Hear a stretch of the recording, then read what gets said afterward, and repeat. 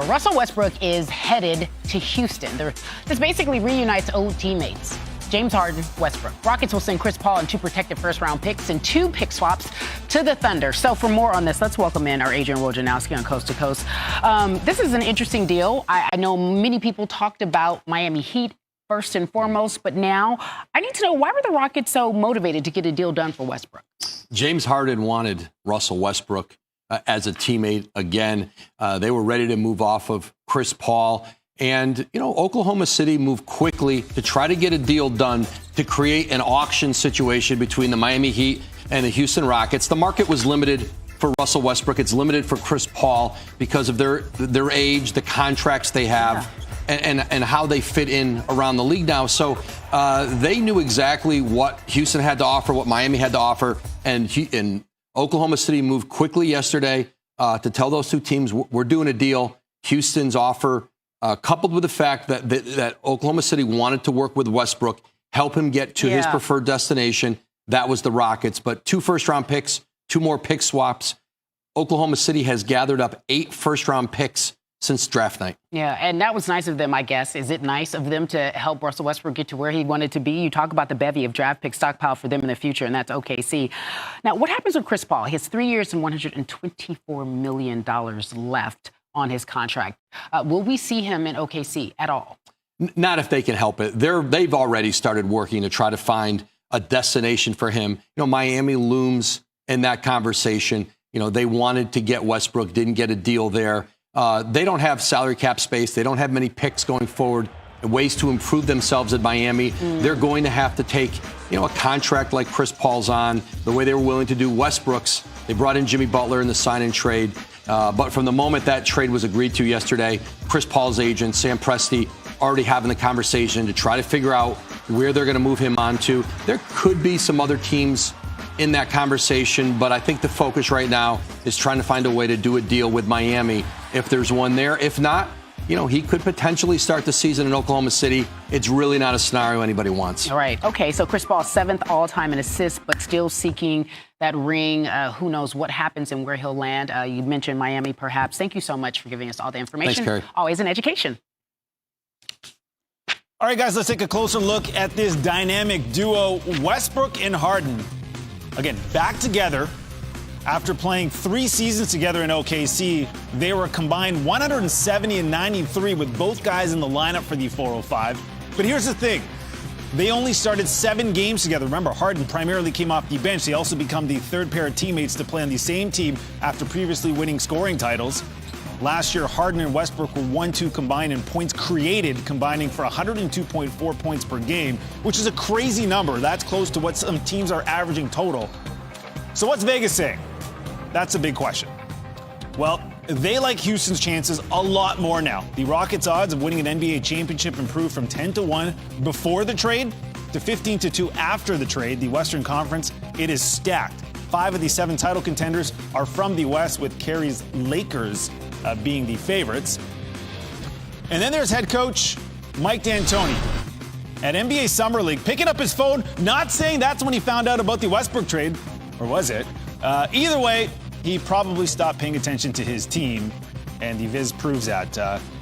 Maybe he's making dinner rezzos, maybe he's sending a tweet with a lot of happy emojis.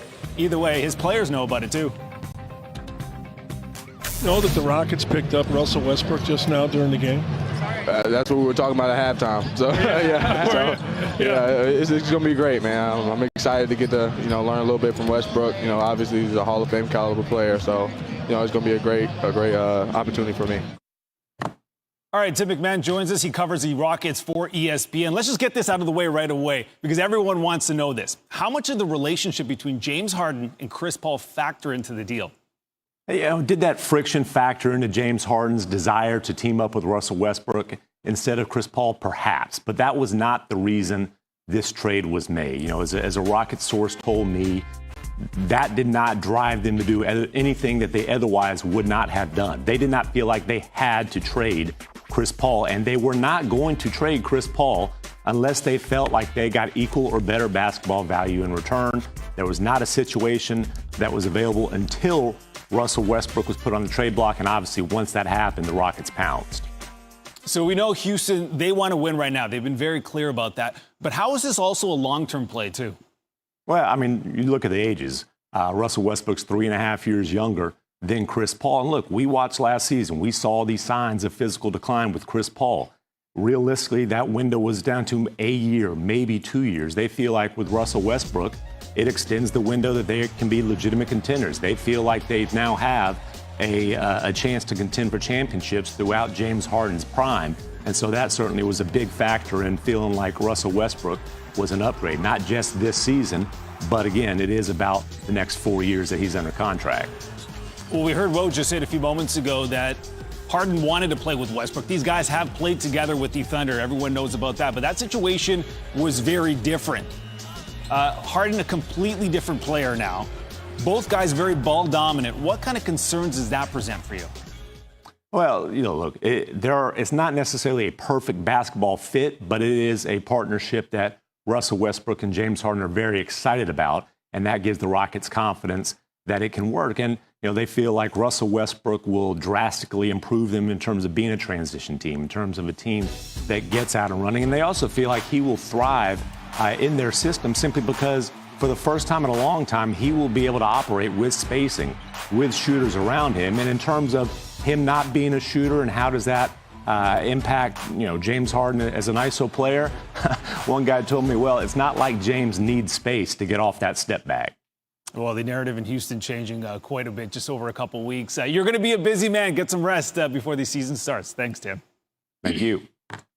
We got plenty more coming up on the trade. Stephen A. Smith telling us why Westbrook is an upgrade for Houston. Plus, what's Russ's legacy in OKC? James Harden was a top 2 MVP candidate, was the MVP last season, not the one that just passed. We know what he brings to the table. And the relationship with him and Chris Paul wasn't ideal at the end. In the end, you had two individuals that didn't seem to want to play with one another. Chris Paul clearly wanted out, even though he didn't want to say that publicly. It was time for him to move on, and James Harden wasn't going to have a problem with that at all. Having said all of that, James Harden reuniting with Russell Westbrook makes them incredibly formidable. We understand that Russell Westbrook hasn't looked the way that we're accustomed to seeing him look. But he's fresh off of 3 consecutive years of averaging a triple-double, even though last year he shot an horrific 65% from the free throw line, according to his standards, and has shot 29% from three-point range over the last 2 years. He's still an unstoppable force one-on-one. He can't be guarded. He's bigger, he's stronger, and faster than Chris Paul, not to mention a little bit younger as well. And so you take that into consideration, along with the fact that his relationship with James Harden is pretty close because they're former teammates in Oklahoma City, and then you consider what they still have in tow, whether it's a guy.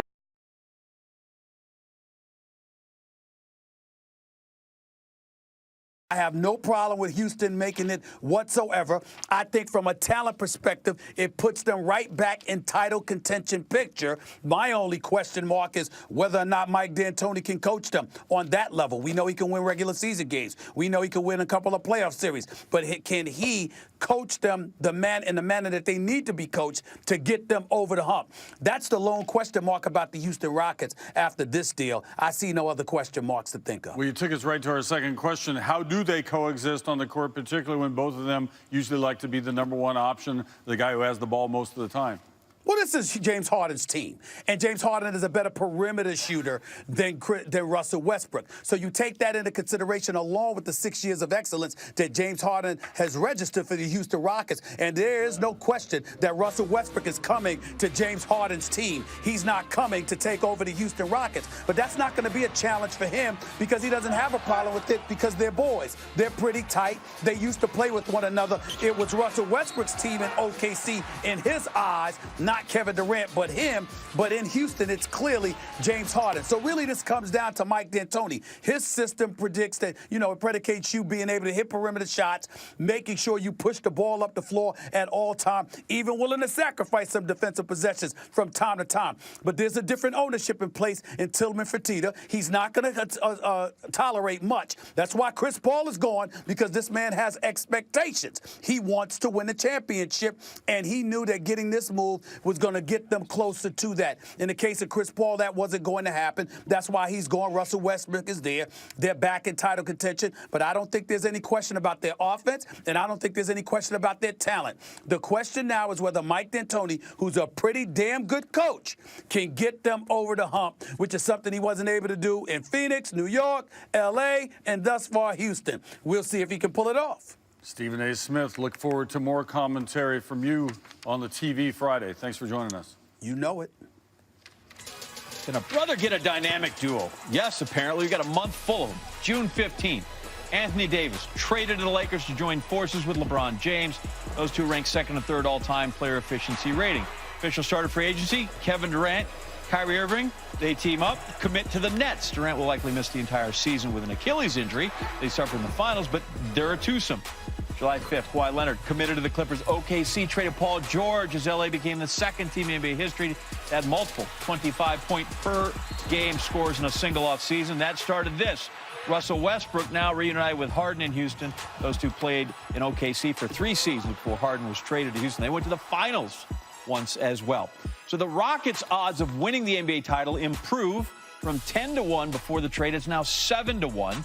That's from our friends. Who am I kidding? They're Kenny's friends in the Caesars Sportsbook. All good, buddies. You're wired in Vegas. Play the hard ways on the come out. Balance of power resides in the Western Conference